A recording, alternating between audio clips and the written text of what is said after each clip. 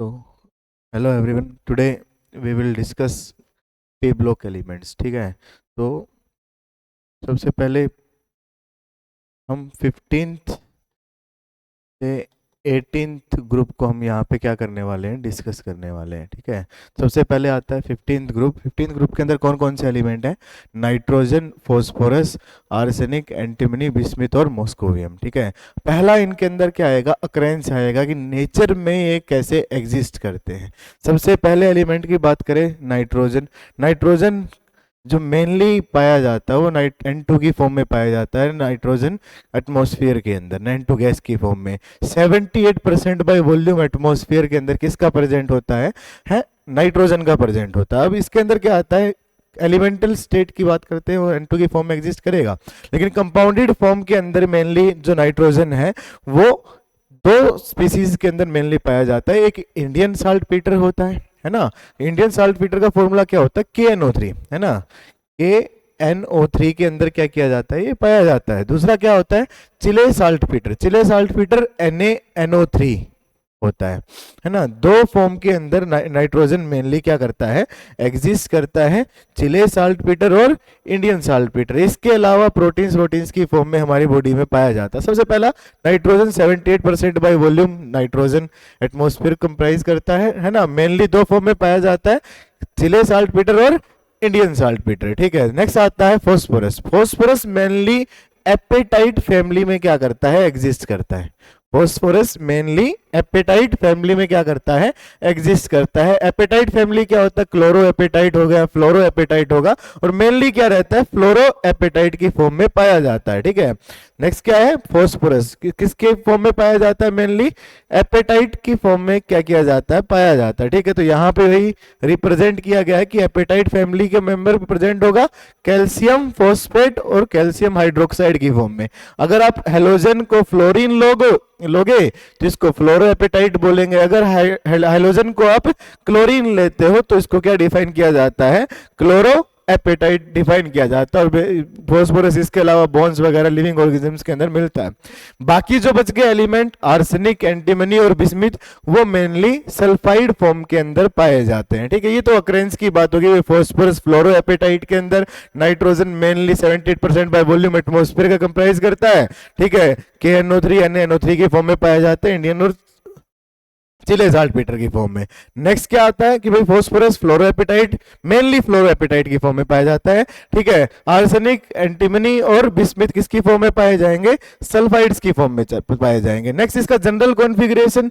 General configuration इन elements का क्या रहता है, NH2NP3 रहता है. ठीक है, ये तो बेसिक सा है. नेक्स्ट आयनाइजेशन एनर्जी आती है. हमने पीरियोडिक क्लासिफिकेशन के अंदर पढ़ा है कि भाई जैसे जैसे n की वैल्यू बढ़ेगी, इलेक्ट्रॉन जो है वो न्यूक्लियस से कहां जाता जाएगा, दूर जाता जाएगा. जब न्यूक्लियस से दूर जाएगा तो वहां अट्रैक्शन कम है, तो कम एनर्जी देने पे ही इलेक्ट्रॉन क्या कर जाएगा, रिमूव कर जाएगा. तो जैसे जैसे n की वैल्यू बढ़ती है, जो आयनाइजेशन एनर्जी है वो क्या करती जाएगी, डिक्रीज करती जाएगी. नेक्स्ट क्या आता है इसके अंदर, electron gain enthalpy. Electron gain enthalpy क्या डिफाइन की जाती है भाई, इलेक्ट्रॉन को जब आप एक एटम के अंदर, न्यूट्रल गैसियस एटम के अंदर ऐड करते हो तो कितनी एनर्जी रिलीज होती है, उसको इलेक्ट्रॉन गेन एंथैल्पी क्या किया जाएगा, डिफाइन किया जाएगा. अब क्योंकि नाइट्रोजन जो है, नाइट्रोजन की कॉन्फ़िगरेशन 2s2 2p3 है और एक इलेक्ट्रॉन आपने ऐड कर दिया तो क्या हो जाएगा, 2p4 के अंदर कन्वर्ट हो जाएगा. एक स्टेबल कॉन्फ़िगरेशन से आप उसको अनस्टेबल कॉन्फ़िगरेशन के अंदर कन्वर्ट कर दोगे तो उसको क्या कर रहे हो आप, एक तरीके से डिस्टेबलाइज कर रहे हो. डिस्टेबलाइज, कोई भी स्पीसीज स्टेबल से अगर आपको अनस्टेबल में कन्वर्ट करना है तो एनर्जी क्या करना पड़ेगा, प्रोवाइड करना पड़ेगा. इसीलिए इस वैल्यू किसके अंदर आती है, पॉजिटिव में आती है. पॉजिटिव मतलब एनर्जी प्रोवाइड करनी पड़ रही है. ठीक है, बाकी जो स्पीसीज है क्योंकि उनके अंदर वैकेंट डी ऑर्बिटल प्रेजेंट है, ठीक है, तो वैकेंट डी ऑर्बिटल होने की वजह से इनकमिंग इलेक्ट्रॉन डी के अंदर आएगा, और डी के अंदर आएगा तो इलेक्ट्रॉन्स जो है वो क्या होगा भाई, कॉन्फ़िगरेशन को इनहिबिट नहीं करेगा और एनर्जी क्या होती है, रिलीज होती है. तो इलेक्ट्रॉन गेन एंथैल्पी इनके केस में वैकेंट डी ऑर्बिटल की वजह से लेस देन 0 मतलब नेगेटिव के अंदर आएगी, एनर्जी रिलीज होगी. इनके अंदर एनर्जी क्या करनी पड़ती है, नाइट्रोजन के केस में देनी पड़ती है, क्योंकि उसके पास तो वैकेंट डी ऑर्बिटल भी नहीं है. डी नहीं है तो आपको एनर्जी क्या करनी पड़ेगी, प्रोवाइड करनी पड़ेगी, ठीक है। ये नेक्स्ट प्रॉपर्टी आती है साइज, है ना। डाउन द ग्रुप जाओगे, सीधा सीधा सा कंसेप्ट है, नंबर ऑफ सेल्स क्या करेंगे, डाउन द जब ग्रुप जाओगे तो नंबर ऑफ सेल्स क्या करने वाले हैं, इंक्रीज करने वाले हैं। और जब नंबर ऑफ सेल्स इंक्रीज करेंगे न्यूक्लियस से दूर होता जाएगा, और न्यूक्लियस से दूर होता जाएगा तो क्या होगा भाई, भाई नंबर ऑफ सेल्स बढ़ेंगे, न्यूक्लियस से दूर जाएगा, दूर जाएगा तो साइज क्या करता जाएगा, इंक्रीज करता जाएगा। तो डाउन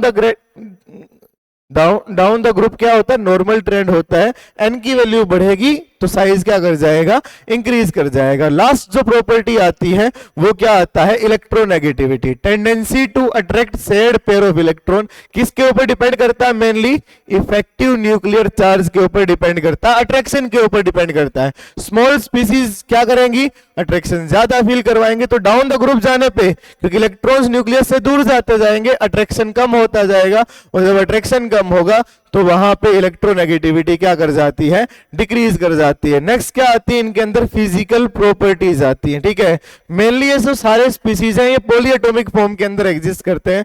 नाइट्रोजन अकेला डायटोमिक गैसियस में एग्जिस्ट करेगा, बाकी सबके सब क्या है, सॉलिड फॉर्म में क्या करेंगे, एग्जिस्ट करेंगे, है ना। बॉइलिंग पॉइंट किसके ऊपर डिपेंड करता है, मास के ऊपर। डाउन द ग्रुप जाने पे मास बढ़ेगा, और जब मास बढ़ेगा तो वहां पे बॉइलिंग पॉइंट क्या कर जाता है, डिक्रीज कर जाता है। ये लिखा हुआ है nitrogen mainly exist in diatomic state, और बाकी जो है वो सारे सॉलिड फॉर्म में एग्जिस्ट करते हैं। Boiling point down the group जाने पे क्या करेगा, इंक्रीज करेगा। मेल्टिंग पॉइंट आर्सेनिक तक, नाइट्रोजन, फास्फोरस, आर्सेनिक, एंटीमनी और बिस्मिथ, ठीक है ना। तो मेल्टिंग पॉइंट आर्सेनिक तक तो क्या करता है, इंक्रीज, क्योंकि मेल्टिंग पॉइंट पैकिंग फ्रैक्शन के ऊपर डिपेंड करता है, ठीक है। और आर्सेनिक के बाद फिर जाके क्या करने लग जाता है, डिक्रीज करने लग जाता है। तो बॉइलिंग पॉइंट का तो नॉर्मल ट्रेंड है, डाउन द ग्रुप जाने पे बढ़ रहा था, लेकिन मेल्टिंग पॉइंट के अंदर ट्रेंड्स क्या रहते हैं, उल्टे रहते हैं। नाइट्रोजन से लेके आर्सेनिक तक बढ़ेगा, फिर क्या कर जाएगा, डिक्रीज कर जाएगा। ओवरऑल ट्रेंड देखे तो आर्सेनिक सबसे ज्यादा, फिर एंटीमनी, बिस्मिथ, फिर फास्फोरस, और सबसे कम किसका रहता है, नाइट्रोजन, क्योंकि ये तो वैसे भी गैसियस फॉर्म में एग्जिस्ट करती है, ठीक है। गैसियस फॉर्म में एग्जिस्ट करेगी, नीचे की तरफ जाएगी, सबसे लास्ट में जाएगी, ठीक है। ऑर्डर लिख रखा है यहाँ पे, आर्सेनिक सबसे ज्यादा, एंटीमनी, बिस्मिथ, फास्फोरस, और क्या आता है, नाइट्रोजन। लास्ट क्या आता है, मेटालिक कैरेक्टर। मेटल्स जो इजीली इलेक्ट्रॉन लूज करते, किसके ऊपर डिपेंड करेगा, आयनाइजेशन एनर्जी के ऊपर डिपेंड करेगा। आयनाइजेशन का ट्रेंड, एनर्जी का ट्रेंड देखा हमने, डाउन द ग्रुप जाएंगे आयनाइजेशन एनर्जी डिक्रीज करती है, और जब आयनाइजेशन एनर्जी डिक्रीज करती है तो क्या होगा, मेटालिक जो करेक्टर होंगे वो क्या कर जाएंगे, इंक्रीज कर जाएंगे, है ना। तो डाउन द ग्रुप जाने पे मेटालिक करेक्टर्स क्या करते हैं, इंक्रीज करते हैं, क्योंकि आयनाइजेशन एनर्जी क्या कर रही है, डिक्रीज कर रही है। नेक्स्ट क्या आता है, केमिकल प्रॉपर्टीज आती हैं। भाई केमिकल प्रॉपर्टीज को कैसे आप डिफाइन करोगे, पहला आता है इसके अंदर ऑक्सीडेशन स्टेट। अब ऑक्सीडेशन स्टेट के अंदर क्या होगा कि भाई तीन तरह की ऑक्सीडेशन स्टेट 15th ग्रुप के एलिमेंट शो करते हैं, -3, +3 और +5, ठीक है। -3, +3 और +5 क्या करेंगे, शो करेंगे। अब इनकी स्टेबिलिटी की बात आती है, तो -3 की अगर मैं बात करूं तो भाई -3 क्या होगा, राउंड द ग्रुप जाने पे मेटालिक कैरेक्टर्स क्या करते हैं, इंक्रीज करते हैं। मेटल्स की टेंडेंसी क्या होती है, भाई मेटल्स की टेंडेंसी क्या होती है कि इलेक्ट्रॉन को लूज करे, ना कि गेन करे। अब -3 मतलब इलेक्ट्रॉन को गेन करना है, तो जब डाउन द ग्रुप जाने पे मेटालिक कैरेक्टर बढ़ेगा, बिस्मिथ मेटल की तरह बिहेव करता है, आर्सेनिक, एंटीमनी मेटलॉइड की तरह बिहेव करते हैं, नाइट्रोजन, फास्फोरस तो नॉन मेटल्स की तरह बिहेव करते हैं, तो नॉन मेटल्स की इलेक्ट्रॉन गेन करने की टेंडेंसी ज्यादा होगी, है ना। तो नाइट्रोजन, फास्फोरस की स्टेबिलिटी तो ज्यादा होगी, डाउन द ग्रुप जाने पे स्टेबिलिटी क्या कर जाती है, डिक्रीज, क्योंकि मेटालिक कैरेक्टर्स बढ़ते हैं तो -3 की स्टेबिलिटी जो है वो क्या कर जाएगी, डिक्रीज कर जाएगी, सबसे पहली चीज। दूसरा आता है +5 जो ऑक्सीडेशन स्टेट है, उसकी स्टेबिलिटी की अगर मैं बात करता हूं तो हम लोगों ने इनर्ट पेयर इफेक्ट पढ़ा होगा कि इनर सेल के जो दो इलेक्ट्रॉन्स है, s वाले जो दो इलेक्ट्रॉन्स हैं वो NH2np3 होता है, तो अंदर वाले जो दो इलेक्ट्रॉन्स हैं वो बाहर वाले इलेक्ट्रॉन्स को सील्ड करते हैं, और यहाँ पे जो न्यूक्लियस का अट्रैक्शन है, क्योंकि 4f की वजह से यहाँ पे क्या आएगा, अट्रैक्शन ज्यादा होगा। इनर्ट पेयर इफेक्ट हमने कहां पढ़ा, नीचे वाले ग्रुप्स के अंदर पढ़ा है ना। थैलियम का +1 ज्यादा स्टेबल होता है, लेड का +2 ज्यादा स्टेबल होता है, और बिस्मिथ का क्या ज्यादा स्टेबल होता है, +3 ज्यादा स्टेबल होता है, ठीक है। तो डाउन द ग्रुप जाने पे इनर्ट पेयर इफेक्ट की वजह से +5 की स्टेबिलिटी डिक्रीज करती है, और +3 की स्टेबिलिटी क्या कर जाती है, इंक्रीज कर जाती है। तो यही लिखा हुआ stability of +3 oxidation state increases down the group, ठीक है। Stability of +5 oxidation state decreases down the group. Bismuth +3 के अंदर ज्यादा स्टेबल होता है। बिस्मिथ का सिर्फ इकलौता कंपाउंड जो +5 ऑक्सीडेशन स्टेट के अंदर बनता है वो BiF5 होता है ना। बिस्मिथ +5 के अंदर सिर्फ एक ही कंपाउंड की क्या करता है, फॉर्मेशन करता है, ठीक है। बाकी बिस्मिथ के +3 के अंदर ही क्या करते हैं, एग्जिस्ट करते हैं। नेक्स्ट क्या आएगा इसके अंदर, जो भी नाइट्रोजन और फॉस्फोरस जो हैं उनके अंदर क्या होता है कि जो इंटरमीडिएट ऑक्सीडेशन स्टेट है, जैसे +3 हो गया, +4 हो गया, ये जो ऑक्सीडेशन स्टेट है ये अपने आप को डिस्प्रोपोर्शनेट करना चाहते हैं, है ना। अपने आप को अगर कोई +4 के अंदर है, +4 अपने आप को +5 और -3 के अंदर क्या कर जाता है, डिस्प्रोपोर्शनेट कर जाता है। एक ऑक्सीडाइज हो जाएगा, एक क्या हो जाएगा, रिड्यूस हो जाएगा, ठीक है। ये प्रॉपर्टीज थी। नेक्स्ट है अनोमलस बिहेवियर। अनोमलस बिहेवियर क्या होता है भाई, अपने ग्रुप से प्रॉपर्टीज कुछ डिफरेंट शो करना।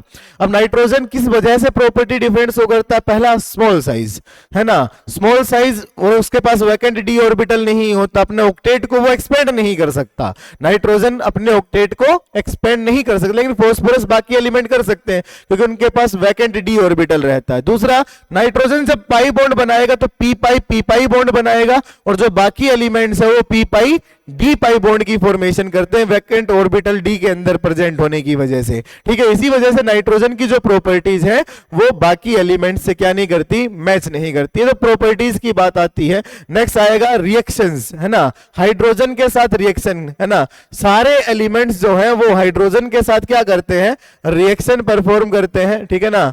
हाइड्रोजन के साथ क्या करेंगे, रिएक्शन परफॉर्म करेंगे और EH3 की फॉर्मेशन करते हैं, +3 के अंदर जाते हैं, ठीक है ना।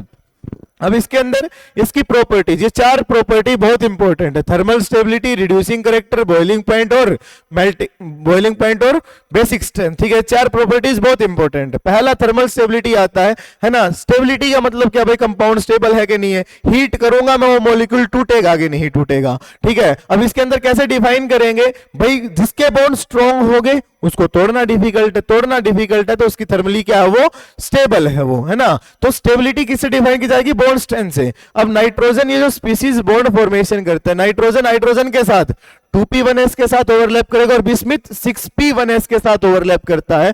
साइज बढ़ेगा, ओवरलैपिंग वीक होगी, और ओवरलैपिंग अगर वीक है तो बॉन्ड क्या बनेगा, वीक बनेगा, उसको डिसोसिएट करना आसान है। इसीलिए thermal stability down the group जाने पे क्या कर जाती है, डिक्रीज कर जाती है, पहली प्रॉपर्टी। दूसरा आता है रिड्यूसिंग करेक्टर।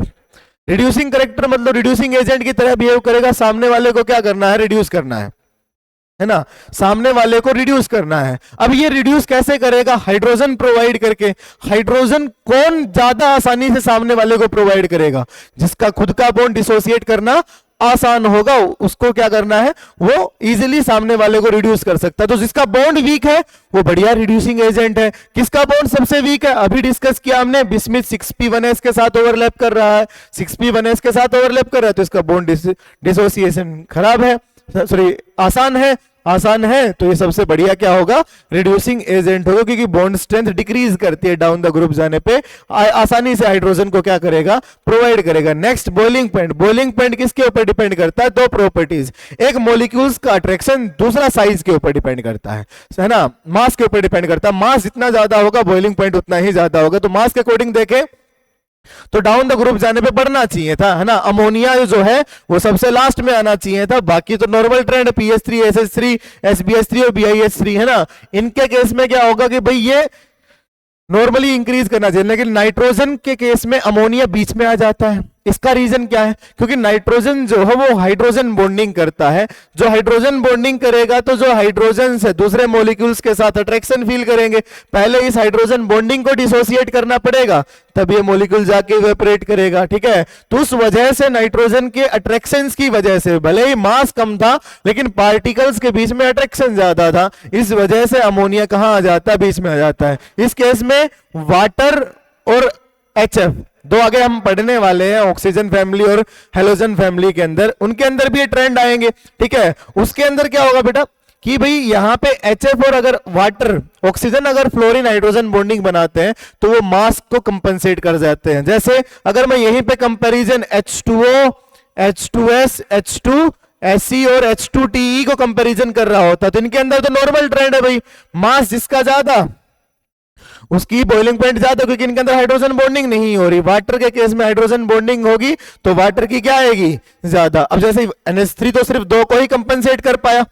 वाटर कितना को कंपनसेट करेगा, वाटर सबसे आगे जाएगा, है ना। अगर हाइड्रोजन बॉन्डिंग ऑक्सीजन और फ्लोरीन कर रहे हैं तो वो मास को कंपनसेट कर जाते हैं, और कंपनसेट करेंगे तो सबसे आगे चले जाएंगे। ऐसे HF के केस में HF, HCl, HBr, HI के केस में HI, फिर HBr, फिर HCl, इन तीनों के अंदर तो मास से हम कर देंगे, लेकिन HF के केस में क्या होगा, वो सबसे कहां चला जाएगा, आगे चला जाएगा। इसको ध्यान रखना, बाकी वो आगे आएगा तब उसको हम फिर डिस्कस करेंगे, ठीक है। तो नेक्स्ट क्या आता है, इसके अंदर बॉइलिंग पॉइंट हो गया बेसिक स्ट्रेंथ, है ना। अब बेसिक स्ट्रेंथ कैसे डिफाइन करेंगे भाई, बेस क्या है, जो लोन पेयर को डोनेट करे सामने वाले स्पीसीज को, ठीक है।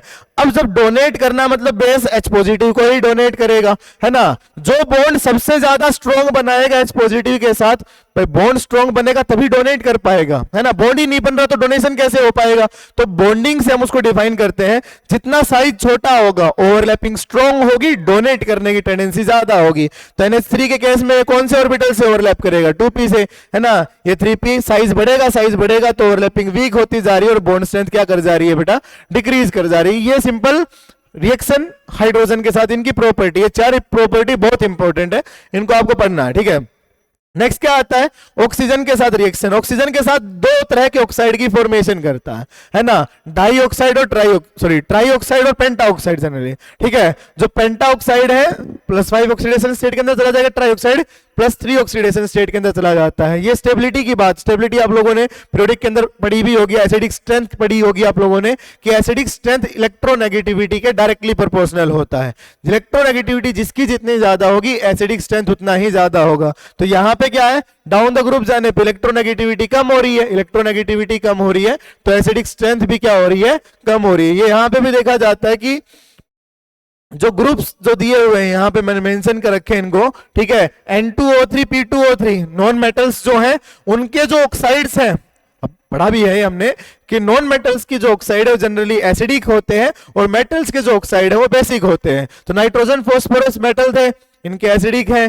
बिस्मिथ क्या बताया था, सॉरी बिस्मिथ मेटल है तो इसके बेसिक है, वो नॉन मेटल उनके क्या आते हैं, एसिडिक आते हैं। नेक्स्ट क्या आता है, आर्सेनिक और एंटीमनी, इनके जो ऑक्साइड्स है और हाइड्रोक्साइड है वो क्या आते हैं, एम्फोटेरिक आते हैं, ठीक है। ये इनकी प्रॉपर्टीज, ये ध्यान रखना, ये नेचर पूछा जाता है कि भाई इसका ऑक्साइड एसिडिक है, बेसिक है, किस तरह से उसको डिफाइन किया जाएगा, ठीक है। नेक्स्ट है रिएक्शन विद हेलोजन। हेलोजन के साथ रिएक्शन करेगा तो 2 तरह के हेलाइड्स की फॉर्मेशन करता है, एक पेंटा हेलाइड्स की फॉर्मेशन करेगा और एक किसकी फॉर्मेशन करता है, ट्राई हेलाइड की फॉर्मेशन करता है, ठीक है। एक ये प्रॉपर्टी ध्यान रखना, जो हेलाइड्स जो होते हैं उनके अगर आप उनकी रिएक्शन करवाते हो वाटर के साथ, तो जब भी जो भी हेलाइड आपने लिया हुआ है ना, जो भी आपने हेलाइड लिया हुआ है जिस भी ऑक्सीडेशन स्टेट में है, अगर वो +3 ऑक्सीडेशन स्टेट में है तो जो ऑक्सो एसिड बनेगा, आप उसकी हाइड्रोलाइसिस करवाओगे तो जो ऑक्सो एसिड बनेगा वो क्या होगा, उसी ऑक्सीडेशन स्टेट का बनेगा। जैसे यहां पे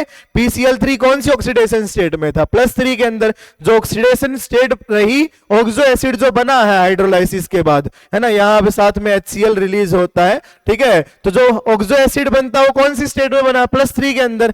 ऐसे यहाँ पे +5 में है, ऑक्सो एसिड कौन सी स्टेट में बना है, +5 ऑक्सीडेशन स्टेट के अंदर बना है, ठीक है। अब लोगों ने फजान रूल पढ़ा होगा कि भाई कैटायन का इफेक्टिव न्यूक्लियर चार्ज बढ़ता है, चार्ज ऑन आयंस अगर बढ़ता है तो पोलराइजेशन ज्यादा होता है, और जब पोलराइजेशन ज्यादा होगा कोवेलेंट कैरेक्टर बढ़ेंगे। तो जो पेंटा हेलाइड्स हैं +5 ऑक्सीडेशन स्टेट वाले, उनके अंदर जो कोवेलेंट कैरेक्टर्स हैं वो भी क्या होंगे, ज्यादा होंगे। ये लिख रखा है pentahalides are more covalent than trihalides. किसकी वजह से, क्योंकि उनके अंदर पोलराइजेशन जो है +5 स्टेट के अंदर वो क्या होता है, ज्यादा होता है, ठीक है। जो ट्राई हेलाइड्स है नाइट्रोजन के, वो जनरली अनस्टेबल होते हैं, NF3 को छोड़ के बाकी जितने भी ट्राई हेलाइड्स हैं वो क्या होंगे, अनस्टेबल होंगे। जो ट्राई हेलाइड्स जो होते हैं वो क्या होते हैं, प्रीडोमिनेंटली कोवलेंट होते हैं BiF3 को छोड़ के, ठीक है। ये प्रॉपर्टीज थी। अब कंपाउंड्स स्टडी हमें करनी है। पहला जो कंपाउंड आता है ना वो कौन आता है, नाइट्रोजन आता है। कंपाउंड्स के बारे में हमें 3 ही चीजें पढ़नी है ना।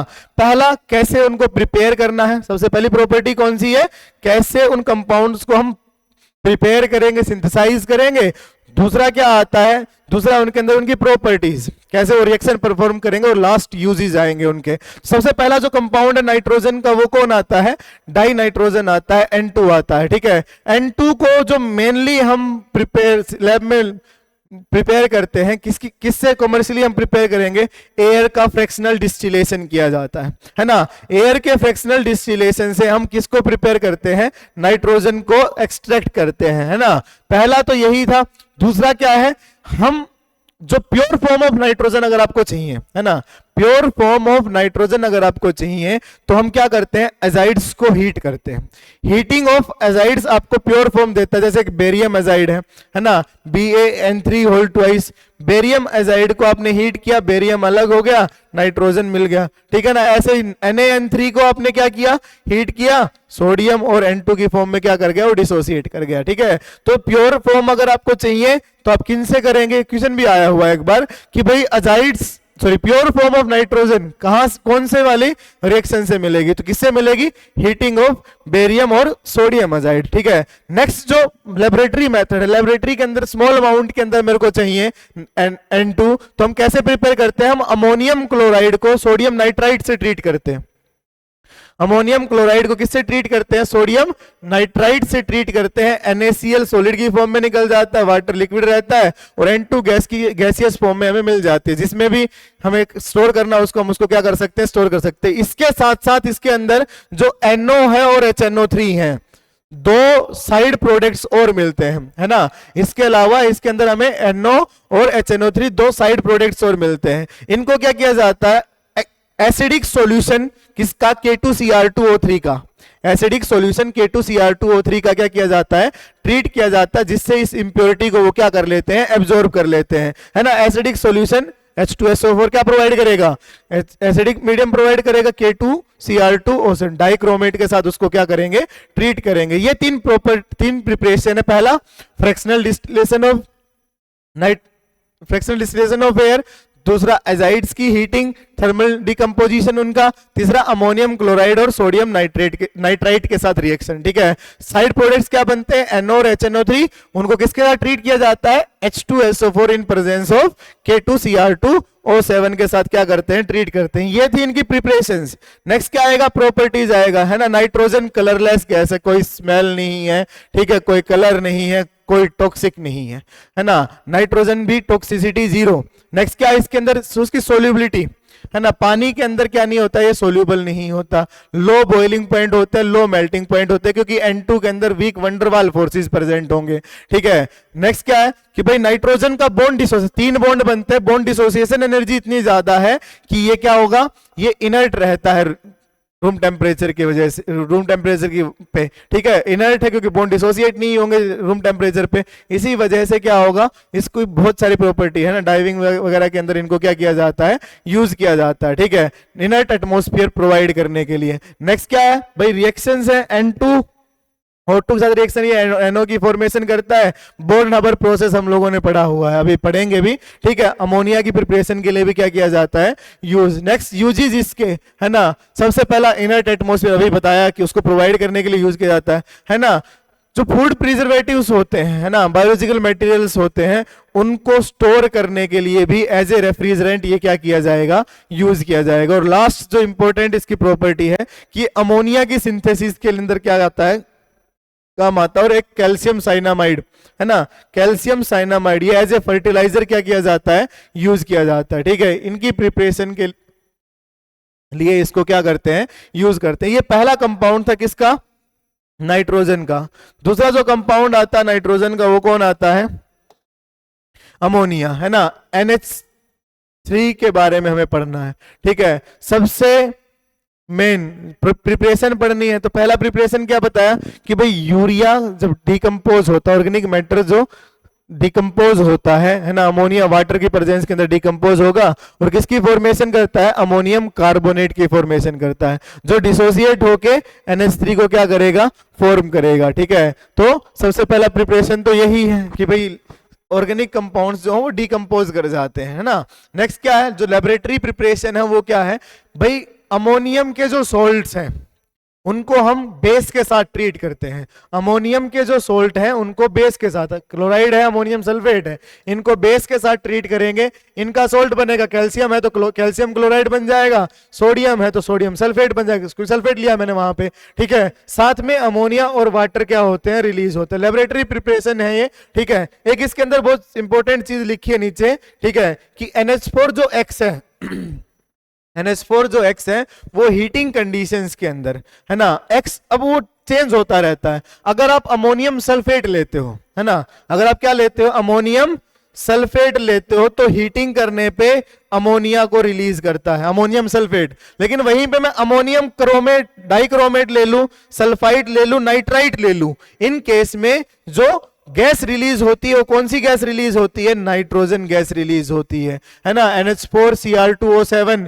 अगर कोई बोले NH4 whole twice Cr2O7 heat करने पे क्या रिलीज होगा, कौन सी गैस रिलीज होगी, नाइट्रोजन गैस रिलीज होगी। ऐसे अमोनियम नाइट्रेट को हीट करने पे क्या रिलीज होता है, नाइट्रोजन डाइऑक्साइड रिलीज होती है, N2O, die nitrogen oxide release होती है, सॉरी, है ना, रिलीज होती है। ये बहुत इंपॉर्टेंट, इसको ध्यान रखना, ठीक है, किसके हीटिंग से कौन सी गैस क्या होगी, रिलीज होगी। नेक्स्ट क्या आएगा इसके अंदर, ये तो प्रिपरेशन हो गई, ठीक है। लास्ट प्रिपरेशन कौन सी है, बोर नंबर साइकिल। ये हम स्टार्टिंग से पढ़ते आएंगे भाई। पहले नाइट्रोजन और हाइड्रोजन को क्या करोगे, कंप्रेस करोगे। सबसे पहले तो 20 एटमॉस्फेरिक टेम्परेचर पे क्या किया जाएगा, उसको हीट किया, सॉरी, कंप्रेस किया जाएगा। जो नाइट्रोजन और हाइड्रोजन है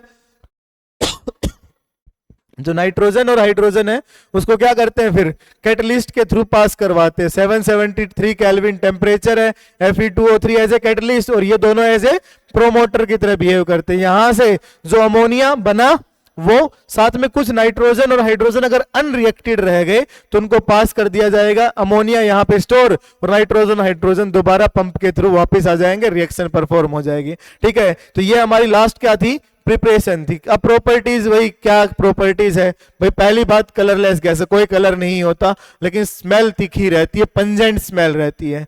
वाटर के साथ क्या होगा, सोल्युबिलिटी होगी कि नहीं होगी, क्योंकि वाटर के साथ कौन सी बॉन्डिंग करेगा, हाइड्रोजन बॉन्डिंग करेगा। हाइड्रोजन बॉन्डिंग करेगा तो भाई उसके साथ इंटरेक्शन कर रहा है, उसके अंदर क्या होगा, सोल्यूबल होगा, ठीक है। तो हाइड्रोजन बॉन्डिंग की वजह से वाटर के अंदर क्या है, हाईली सोल्यूबल है, ठीक है। अब अमोनिया किसकी तरह बिहेव करता है, बेस की तरह बिहेव करता है। तो एसिडिक, सॉरी, वाटर की प्रेजेंस के अंदर किसकी तरह बिहेव करेगा, ये एज ए बेस की तरह क्या करता है, बिहेव करता है, ठीक है। एसिड्स का, क्योंकि बेस है तो एसिड्स के साथ रिएक्शन कर जाएगा, अमोनियम क्लोराइड, है ना। बेस प्लस एसिड क्या बनाता है, सोल्ट की फॉर्मेशन करता है, ठीक है ना। नेक्स्ट क्या है, एज ए लिगेंड की तरह बिहेव करता है। कोऑर्डिनेशन कॉम्प्लेक्सेस आप लोगों ने पढ़े होंगे, ठीक है। कोऑर्डिनेशन के अंदर लिगेंड्स की तरह बिहेव करता है ammonia. Neutral ligand, strong field ligand की तरह क्या करता है, ये बिहेव करता है और कोऑर्डिनेशन कॉम्प्लेक्सेस की फॉर्मेशन करता है। जैसे AgCl व्हाइट कलर का कंपाउंड है, उसको अमोनिया के अंदर ट्रीट करते हो, किसके अंदर कन्वर्ट हो जाता है, कलरलेस स्पीसीज के अंदर कन्वर्ट हो जाता है। ये इसकी प्रॉपर्टीज थी। लास्ट वही क्या आ जाता है, इसके अंदर यूज आ जाते हैं भाई। क्या क्या यूज है किसके, अमोनिया के। तो लिक्विड अमोनिया किसकी तरह यूज की जाती है बेटा, एज ए रेफ्रिजरेंट यूज की जाती है। लिक्विड अमोनिया जो है वो एज ए रेफ्रिजरेंट यूज किया जाता है, नाइट्रोजन की तरह, ठीक है। It is use to produce various nitrogenous fertilisers. Fertilisers को यूज करने के अंदर क्या किया जाएगा, इसको बनाने के अंदर यूज किया जाएगा। और सबसे इंपॉर्टेंट HNO3 को प्रिपेयर करने के लिए, सबसे इंपॉर्टेंट कंपाउंड नाइट्रोजन का HNO3 होता है, और उसको प्रिपरेशन करने के लिए क्या करते हैं, अमोनिया का हम यूज करते हैं, ठीक है। वो कैसे यूज करेंगे वो हम देखेंगे, अभी अमोनिया को पढ़ना है, ठीक है। नेक्स्ट क्या आते हैं, डाई नाइट्रोजन के ऑक्साइड्स आते हैं। इनकी प्रॉपर्टीज हमें पता होनी चाहिए। सबसे पहला जो आता है वो कौन आता है, N2O, है ना। सबसे पहला जो ऑक्साइड है वो कौन होता है, N2O होता है, ठीक है। अब N2O जो है पहला, N2O, है ना।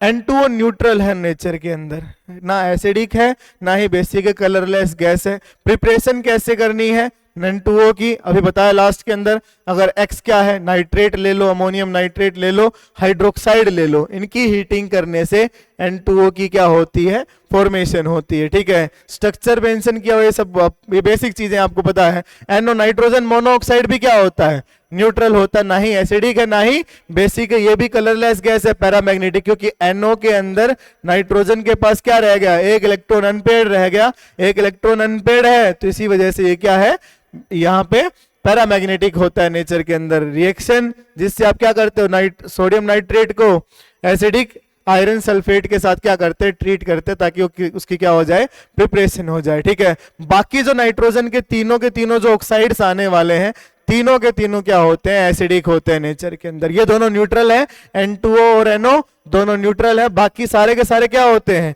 एसिडिक होते हैं नेचर के अंदर। उनकी स्ट्रक्चर देख, आपको स्ट्रक्चर आना चाहिए। ठीक है, कलर भाई die nitrogen N2O3 blue colour का स्पीसीज होता है, नाइट्रोजन डाइऑक्साइड ब्राउन कलर की गैस है। ठीक है, NO2 ये भी पैरामैग्नेटिक होता है, NO2 भी क्या है, पैरामैग्नेटिक स्पीसीज है। ठीक है, क्योंकि एक इलेक्ट्रॉन क्या रहेगा इसके अंदर, अनपेयर्ड रहेगा, है ना, ये अपने आप को पॉलीमराइज कर जाता है N2O4 के अंदर, है ना, N2O4 के अंदर ये क्या हो जाएगा, इसके अंदर कन्वर्ट हो जाएगा। अनपेयर्ड इलेक्ट्रॉन नहीं है तो ये क्या बन जाएगा, डाया मैग्नेटिक स्पीसीज के अंदर क्या हो जाता है, कन्वर्ट हो जाता है। ठीक है, डायामैग्नेटिक है वो किसके अंदर रहेगा, कलरलेस के अंदर क्या हो जाएगा, कन्वर्ट हो जाएगा। और लास्ट जो है वो क्या होता है, डाई नाइट्रोजन पेंटाऑक्साइड।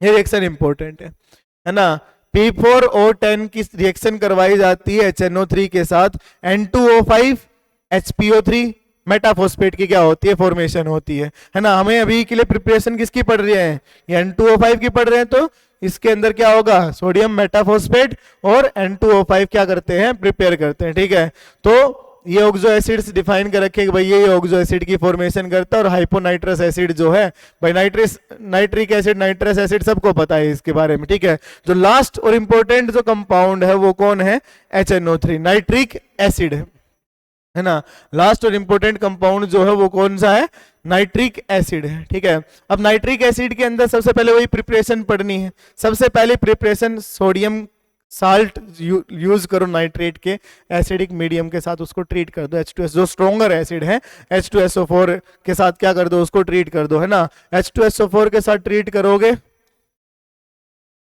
H2SO4 के साथ ट्रीट करोगे, है ना, तो किसके अंदर कन्वर्ट हो जाएगा वो, HNO3 और सोडियम थायोसल्फेट के अंदर क्या होता है, कन्वर्ट होता है। आप HCl के साथ ट्रीट करोगे, NaCl H2 और Cl2 गैस क्या होती है, रिलीज होती है ना, लेस स्ट्रॉन्गर था तो ये कन्वर्ट हो गया। ठीक है, नेक्स्ट है ओस्टवाल्ड प्रोसेस, मेन जो प्रोसेस है जो अभी बताया था कि ये HNO3 की प्रिपरेशन के अंदर क्या होता है, यूज होता है। ठीक है, नाइट्रोजन अमोनिया की प्रेजेंस के अंदर इसको हीटिंग कंडीशन दी जाती है, ऑक्सीजन की प्रेजेंस में बर्न किया जाता है। तो बेसिकली बनता क्या है, नाइट्रोजन मोनोऑक्साइड बनता है। ये ऑक्सीजन के साथ फर्दर रिएक्शन करके NO2 की क्या करेगा, फॉर्मेशन करेगा। ये जो NO2 गैस है इसको हाइड्रोलाइज कर दिया जाएगा और रिएक्शन करने के लिए किसके अंदर कन्वर्ट कर देगा, वो उसको HNO3 के अंदर क्या कर देता है, कन्वर्ट कर देता है। ठीक है ना, तो NH3 से उसको हमने क्या किया है, HNO3 के अंदर कन्वर्ट किया है। अब इसके अंदर इसको क्या किया जाएगा भाई, वाटर डाला तो HNO3 वो डाइल्यूट हो जाता है,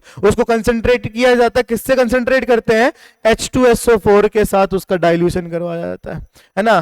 किसके साथ करवाया जाता है, H2SO4। पहले डिस्टिलेशन प्रोसेस यूज करेंगे, उसके बाद किसको यूज किया जाता है, फर्दर कंसंट्रेशन किसके साथ की जाती है, H2SO4। जो यहां से हमें जो नाइट्रिक एसिड मिलता है वो 98% कंसंट्रेटेड रहता है। ठीक है, नेक्स्ट इसकी प्रॉपर्टीज भाई, कलरलेस गैस है भाई, एसिडिक है तो एक्वस सॉल्यूशन में क्या रिलीज करेगा, H पॉजिटिव क्या करता है, रिलीज करता है। नोबल मेटल्स के अलावा बाकी सबके साथ रिएक्शन करेगा। और ये रिएक्शन जो आने वाली है बहुत इंपॉर्टेंट है, ये जो रिएक्शन आने वाली है ये बहुत इंपॉर्टेंट है। सबसे पहली जो रिएक्शन है वो कौन सी है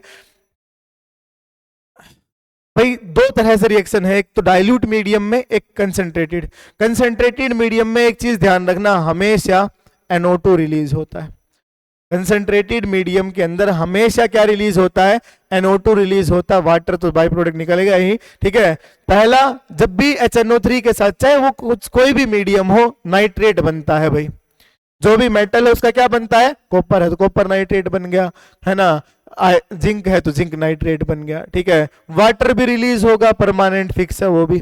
ठीक है, नीचे नॉन मेटल के साथ रिएक्शन करवा रहा हूं तो इसके अंदर भी क्या बताया भाई, कंसंट्रेटेड है, कंसंट्रेटेड है, क्या रिलीज होगा, NO2। कंसंट्रेटेड है सबके अंदर, क्या रिलीज होगा भाई, NO2 H2O तो सबके अंदर कॉमन आ गया, यहाँ पे भी NO2 NO2, ठीक है। लेकिन अगर कॉपर के साथ रिएक्शन करवाओगे तो नाइट्रोजन मोनोऑक्साइड बनेगा, और जिंक के साथ रिएक्शन करवाओगे तो किसकी फॉर्मेशन होती है, N2O की। मैं दोबारा बोल रहा हूं, ये चारों रिएक्शन बहुत इंपॉर्टेंट है ना। डाइल्यूट के अंदर जिंक के साथ N2O रिलीज होता है और कॉपर के साथ NO रिलीज होता है, ठीक है। कंसंट्रेटेड के अंदर दोनों ही केस में क्या रिलीज होगा, NO2 रिलीज होगा, है ना। कंसंट्रेटेड के केस में चाहे वो मेटल है चाहे वो नॉन मेटल है, हमेशा क्या रिलीज होता है, NO2 रिलीज होता है ना। नेक्स्ट क्या है, क्या बोल रहा है कि भाई आयरन, क्रोमियम और एल्यूमिनियम रिएक्शन नहीं करते HNO3 के साथ। क्यों नहीं करते, उसका रीजन है क्योंकि जब HNO3 का स्टार्टिंग में रिएक्शन करेंगे तो अपने सरफेस के ऊपर ऑक्साइड की लेयर बना देते हैं, और वो ऑक्साइड लेयर जो पैसिव बना देती है उनको फर्दर HNO3 के अटैक को इनहिबिट करते हैं। इसी वजह से क्या होगा, ये रिएक्शन को क्या नहीं करेंगे, परफॉर्म नहीं करेंगे, ठीक है। नेक्स्ट, नॉन मेटल को भी ऑक्सीडाइज कर देगा, I2 है उसको HiO3 में कन्वर्ट कर देता है, कार्बन को CO2 में, सल्फर को H2SO4 में, और फॉस्फोरस को H3PO4 के अंदर क्या कर देता है, कन्वर्ट कर देता है। तो सबको ऑक्सीडाइज करता है, ठीक है। नेक्स्ट, इसके यूजेस आते हैं भाई, किसके लिए, वो फर्टिलाइजर्स के लिए मेनली क्या किया जाता है, इसको यूज किया जाता है, ठीक है। नाइट्रेट्स जो है वो एक्सप्लोजिव मटेरियल बनाने के अंदर भी यूज होते हैं, रॉकेट फ्यूल्स को भी प्रिपेयर करने के लिए क्या किए जाते हैं, यूज किए जाते हैं। नेक्स्ट जो प्रॉपर्टी है वो ये है, ठीक है, क्या भाई, ऑक्सीजन कंटेंट को कम करना है ना। अब लोगों ने मेटलर्जी में थोड़ा बहुत पढ़ा होगा, ऑक्सीजन कंटेंट को क्या करना है, कम करना है। तो उस प्रोसेस को क्या बोलते हैं, पिकलिंग बोलते हैं। स्टेनलेस स्टील के अंदर पढ़ा होगा, ऑक्सीजन कंटेंट को कम करना, ठीक है। तो स्टेनलेस स्टील के अंदर जो प्रोसेस है जो ऑक्सीजन कंटेंट को कम करता है उसको पिकलिंग बोलते हैं। तो उसके अंदर किसको यूज किया जाता है, HNO3 को। दूसरा, मेटल्स के ऊपर जो डिजाइन बनाते हैं उसके अंदर भी क्या किया जाता है, HNO3 को यूज किया जाता है, ठीक है। ये थे नाइट्रोजन के कंपाउंड। नेक्स्ट क्या आता है, फॉस्फोरस, है ना। नेक्स्ट क्या आता है, फॉस्फोरस, ठीक है। अभी के लिए इतना ही बहुत है, ठीक है। बाकी अगले लेक्चर के अंदर हम पढ़ेंगे, ठीक है।